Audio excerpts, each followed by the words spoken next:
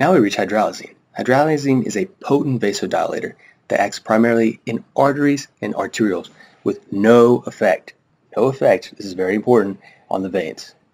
So let me repeat that for you. It only inhibits vasoconstriction of arteries and arterioles with absolutely zero, nada, none effect on the systemic veins. Now, hydralazine in your mind should equal vasodilatation of arterioles. Now, how does this drug work? So here's our diagram showing the endothelial and the smooth muscle cells that are in very close association within the vessel wall. So hydralazine leads to the increase of cyclic GMP in vascular smooth muscle cells. Increase in cyclic GMP leads to the activation of protein kinase G. Now protein kinase G will phosphorylate things, including a receptor called the inositol triphosphate IP3 receptor. The IP3 receptor is on the sarcoplasmic reticulum membrane. The net result will be that it will be a decrease in activity of the IP3 receptor because we slapped a phosphate on there. So now there's going to be less calcium efflux from the sarcoplasmic reticulum. With less calcium in the cytosolic environment, because there's less coming out of the sarcoplasmic reticulum, we're going to have less vascular smooth muscle cell contraction. With less vascular smooth muscle cell contraction, we get vessel wall relaxation, and we get an increase in the diameter of the lumen. Alright, so we've vasodilated our arteries and arterioles, not veins, remember. What is this going to do for us? Well, we're going to decrease the afterload significantly, and this is important because hydralazine is particularly useful for treating acute hypertension. It is one of the few antihypertensive drugs that can be used in pregnancy to treat hypertension as well. You can give this to a patient with heart failure, but you have to make sure that you also give someone an organic nitrate in addition, because you need to also venodilate. Now, why do you need to venodilate? Well, because if we drop the afterload with hydralazine, we also need to drop the preload with a nitrate to maximize the effect that it has on a heart failure patient.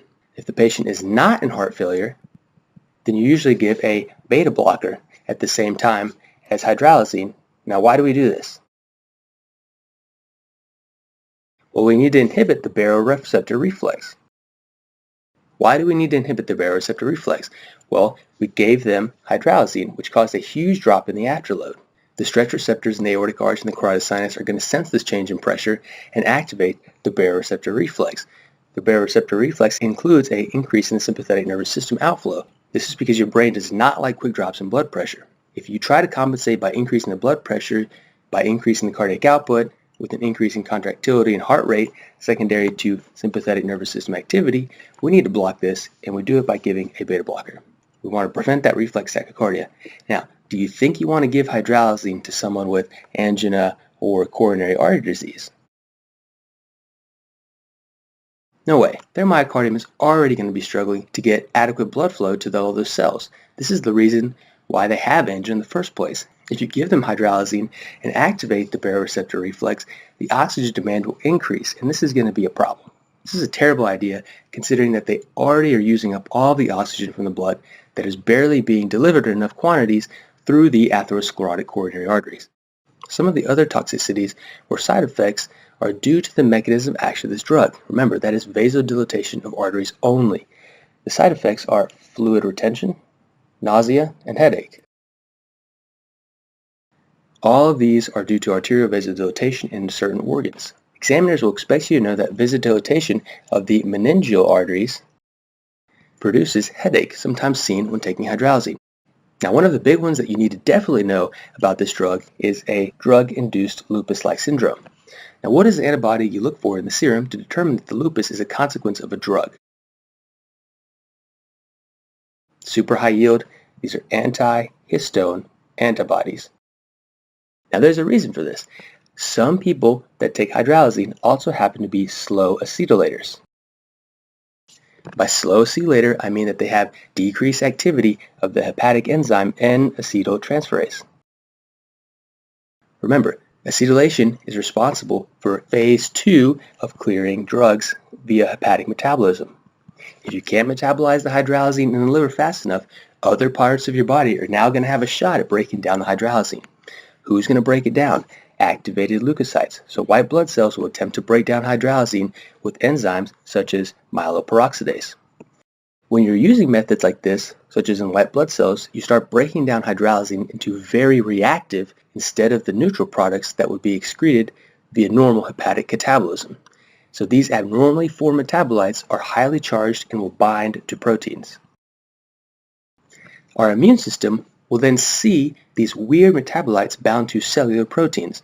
Can you name an important type of functional protein that these abnormally created hydralazine metabolites could bind to?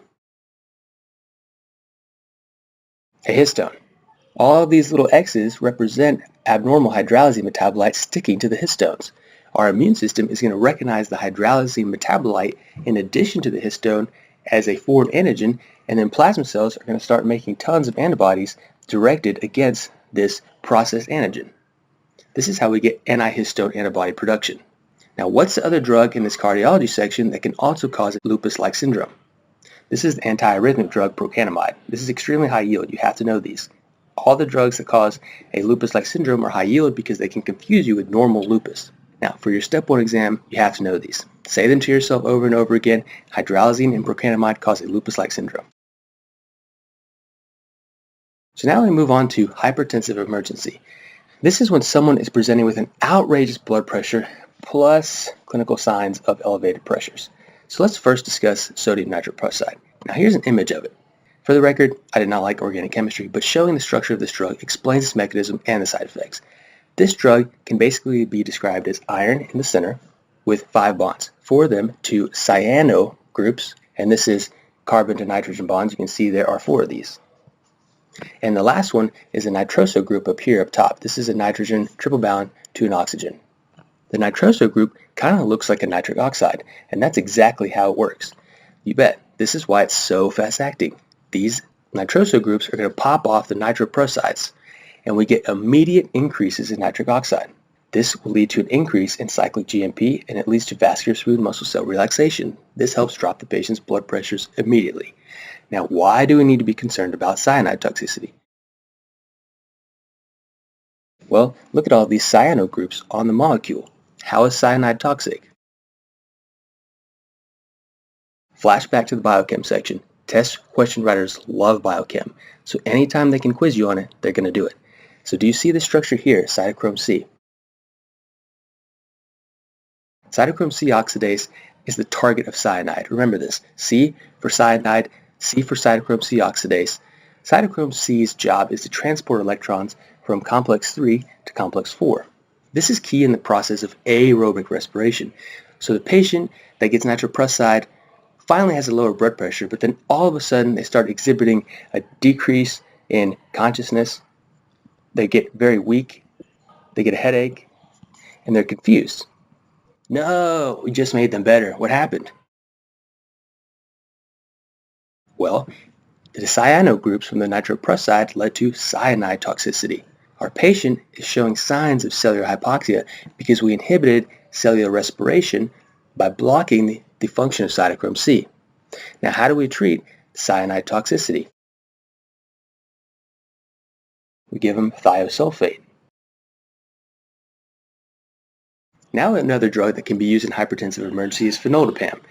This is phenoldiprem, and this is dopamine. Why are we torturing ourselves with these structures? Look at the similarity between the two compounds. Phenoldiprem was named so because it's literally almost the exact same molecule as dopamine with this phenol group on it. So they got really fancy and they changed the pH into an F and named it phenoldiprem. It looks just like dopamine and therefore it acts just like dopamine. It is a D1, or also sometimes called the same receptor as a DA1 agonist. Okay, big deal, so who cares? Patient in a hypertensive emergency cares, right? So phenoldiprem is specific for D1 receptors. Where are these receptors located? Well, they're located in the periphery, such as in vessels, in the coronary vessels, in the kidney, and also in the splanchnic circulation, which means that we're talking about our digestive system. This means that we get a humongous drop in blood pressure when we give someone phenoldiprem, because all of these vascular beds are going to open up and be extremely vasodilated. This is why it is one of the drugs used for hypertensive emergency. We want systemic vasodilatation to decrease this patient's pressures in a large way immediately. It also causes natriuresis by inhibiting sodium reuptake in the renal tubules. So this is another way in which it can help decrease blood pressures, right? Because if we pump out sodium, we're also going to decrease the amount of water retention. So among the calcium channel blockers, which acts most like a nitrate in treating angina and which acts like a beta blocker? So to answer this, we need a couple of things in our mind. The dihydropyridines, such as nifedipine, which end in dipine, are the drugs that target calcium channels in the vascular smooth muscle cells. These lead to vasodilatation when they're used. These are not necessarily like beta blockers.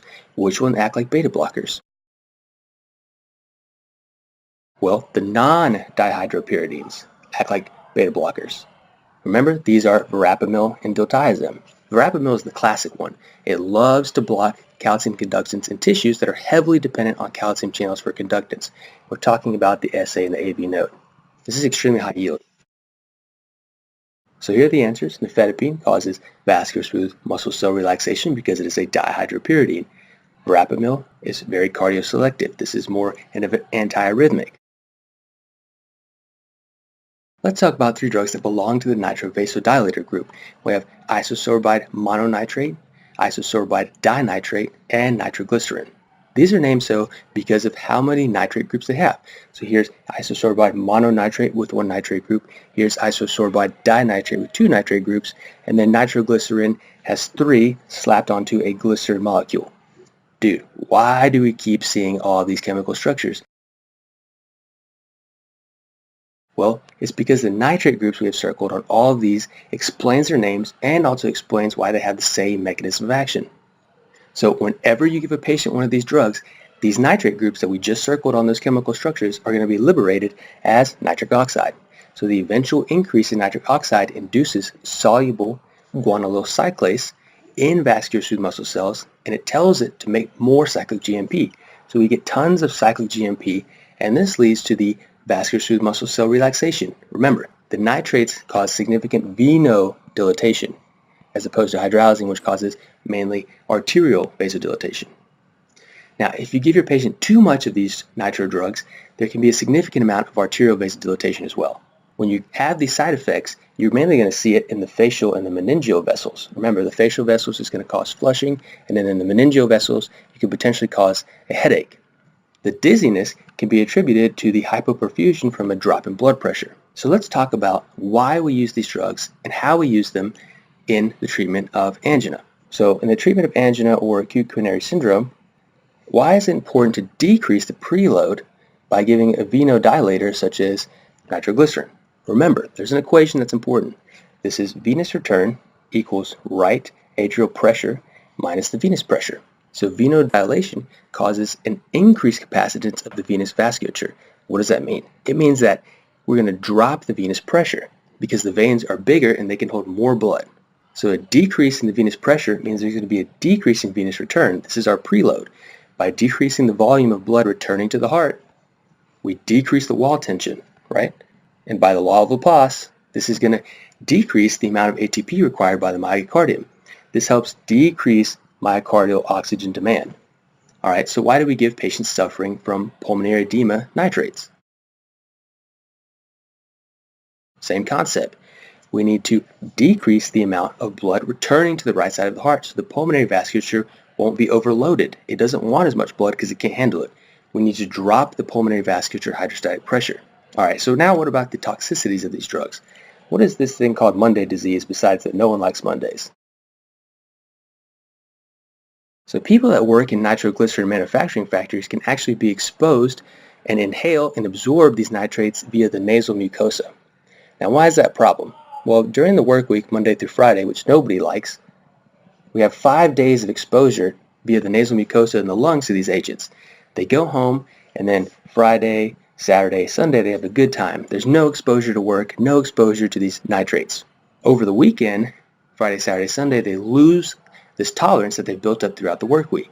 Now, upon re-exposure, when they come back on Monday, they get blasted with this nitroglycerin stuff again, and they vasodilate drastically. And this leads to a humongous drop in blood pressure, right? Because they weren't exposed over the weekend, and on Monday, boom, hit again. So what are they going to talk about? Well, they're going to have the same side effects. They're going to be dizzy due to large drop in blood pressure, decreasing perfusion to the brain, and there's going to be a headache due to dilation of the meningeal vessels. Now, what is the brain going to do in response to this drop in blood pressure? Well, it's going to activate the sympathetic nervous system via the baroreceptor reflex. This results in a reflex tachycardia. So the patient described as having Monday disease will have a very fast heart rate. Now you can treat this sympathetic outflow surge with a beta blocker. Another important situation in which you would definitely be tested on is a contraindication we've all heard about. So have you seen those Viagra or Cialis commercials? In the closing segments, you can hear the narrator say at a very, very high speed, do not take if you're currently taking nitrates for chest pain. Now, why would it be a bad idea to take a phosphodiesterase inhibitor if you're already on nitrates for chest pain? Well, the nitrovasodilators cause an increase in cyclic GMP via an increase in nitric oxide. The phosphodiesterase inhibitors block phosphodiesterase. These are all ending in DE and AFIL. So the result is that we get a ton of cyclic GMP, and this can lead to an unsafe, dramatic drop in blood pressure because we have so much cyclic GMP leading to vascular smooth muscle cell relaxation. Alright guys, so now that we've discussed nitrates and beta blockers, we will summarize antianginal therapy. And by antianginal therapy, we mean the prevention of future chest pain in a patient that's already had it before. So the reason behind anginal episodes is very simple. There's an imbalance between oxygen supply versus oxygen demand. The heart is just working too hard. It needs to extract more oxygen than it's able to from the blood in the coronary arteries. So what we need to do is we need to augment some of the factors that determine myocardial oxygen consumption to alleviate the person's angina. So what are these factors? These factors are that we can change the end diastolic volume, which is equivalent to the preload. Remember, we need to decrease wall tension. Now, what the heart is going to pump against, which is our afterload, is also going to determine the myocardial oxygen consumption. In addition, we have to worry about how fast the heart's pumping, the heart rate. And number 4, how much does that chamber want to contract that independently of the volume inside of the chamber? Remember, we've said that this is equivalent to the amount of intracellular calcium. So there's a nice table that we're going to look at to help understand the different therapies and how we can combine them. So this is a way that's going to help you utilize the stuff from the physiology section and the pharmacology. We're going to begin with nitrates. How do the nitrates work? Remember, they cause venodilation. So we increase venous capacitance so more blood can hang out in the veins instead of returning to the heart. We're decreasing the preload. This is how we drop our end diastolic volume or our preload. A drop in the end diastolic volume means that there'll be less blood in the chamber, and according to the law of Laplace, it means we decrease the radius of the chamber, we decrease the wall tension, and we drop myocardial oxygen demand. So why does contractility stay the same? Remember, contractility is directly related to the amount of calcium in the cardiomyocytes. Nitrates do not change intracellular calcium concentration. Now, why does the ejection time drop? Well, we decrease the preload, so that means we decrease the amount of blood that needs to be pumped into the aorta. In addition, this will also drop our blood pressure. Why does the blood pressure drop? Well, we decreased our preload, we decreased the amount of blood pumped into the aorta. This decreases the amount of blood that's able to create blood pressure. The problem is that this blood pressure drop will also trigger the baroreceptor reflex. So there's going to be an increase in heart rate due to the baroreceptor-mediated increase in sympathetic nervous system activity. Remember, the stretch receptors in the carotid sinus and aortic arch will not be activated as much because there's a drop in blood pressure. This leads to an increase in sympathetic nervous system outflow.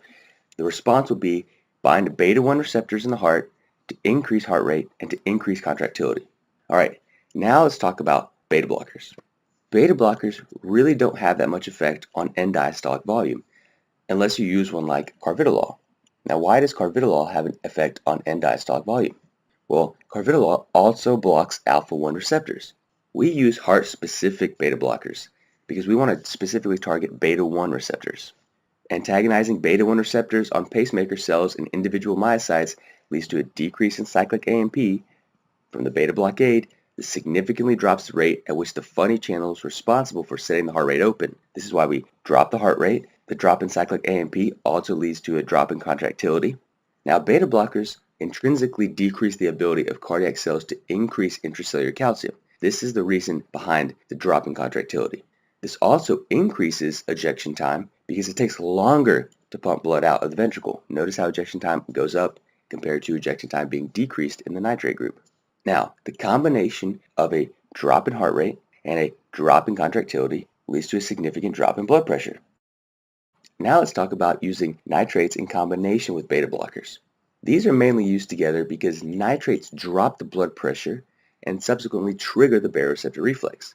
Now, beta blockers are a great way to inhibit this reflex so that there is no effect or potentially even a slight drop in heart rate. Now, the reason for the decrease in heart rate when using combination therapy is that beta blockers have a greater effect on heart rate due to their ability to decrease depolarization rate and conduction velocity of the SA and the AV node. Now remember, beta blockade decreases the amount of cyclic AMP available that opens the channel responsible for the intrinsic funny depolarizations in pacemaker cells of the heart. And it also decreases the opening of L-type calcium channels that are intrinsically responsible for the depolarization rate of SA and AV node cells. Now, a very unique thing to remember is that verapamil is similar to beta blockers in effect. It competes directly with the L-type calcium channels in the same way that beta blockers have an effect, but in an indirect way. Now, we also decrease the contractility a little bit. Now, why is this? Well, it's because the beta blocker has a profound effect on intracellular calcium levels. So this really drops the calcium concentration inside those myocytes, while nitrates really have no effect on that. What about the ejection time? Well, the ejection time is going to be the same because we decrease the amount of blood in the chamber by venodilating with the nitrate, but we also decreased the ability of the heart to contract. So they kind of cancel each other out. So there's little to no effect on the ejection time. Note that overall, though, the combination of the two has a profound impact on myocardial oxygen demand. So here at the bottom in red, we have some very high-yield important things to know. Why are partial beta agonists, such as pindolol and acebutolol, contraindicated in angina? Well, we're trying to decrease myocardial oxygen demand. We're not trying to increase it. Pindolol and acebutolol are non-selective beta blockers, but they also have the ability to stimulate receptors as agonists. That's no good, right? We're trying to decrease myocardial oxygen consumption. This is why they're contraindicated in angina. Giving your patient one of these is a huge mistake because you're going to increase beta adrenergic activity in the heart and you could make their angina worse, and that is super high yield.